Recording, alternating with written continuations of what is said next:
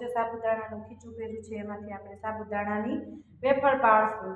તો જો આપણે થોડાક આવી રીતે વ્હાઈટ કલરની કોથળી છે એટલે એમાં આપણને પાણી કલરની કોથળીમાં સફેદ સાબુદાણાની વેફર ઓછી દેખાય. જો આવી રીતે આપણે થોડાક આવા ગાંઠિયા કર્યા છે. જો થોડીક આપણે આવી પાડી છે. જો બતાવું તમને. જો આવી રીતે આપણે સાબુદાણાની વેફર તૈયાર કરશું. આવી વ્હાઈટ કરી છે અને થોડીક યલો કલરની કરી છે.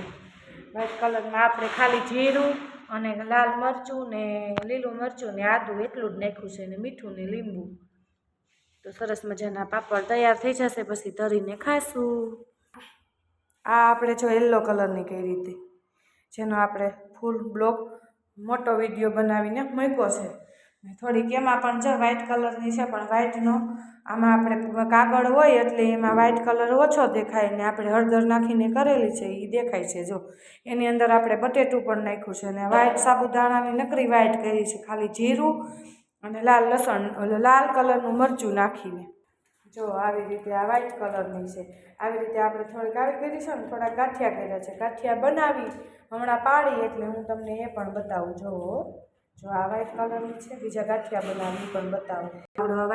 જો આ વ્હાઈટ કલરના ગાંઠિયા પડે છે. જો એક કોથળી લીધી છે સાદી થોડીક જાડી હોય એવી, એને નીચેથી સહેજ કાપી અને આવી રીતે ગાંઠિયો પાડવાનો.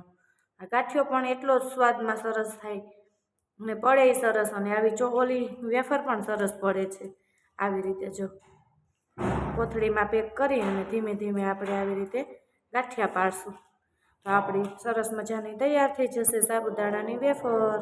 જો આવી રીતે પાડે સાબુદાણાની ગાંઠિયો આવી રીતે પાડી. અમે તમે કોમેન્ટ કરજો તમે કેવી રીતે પાડો છો તમારે દેશમાં કે તમે ગામમાં કે.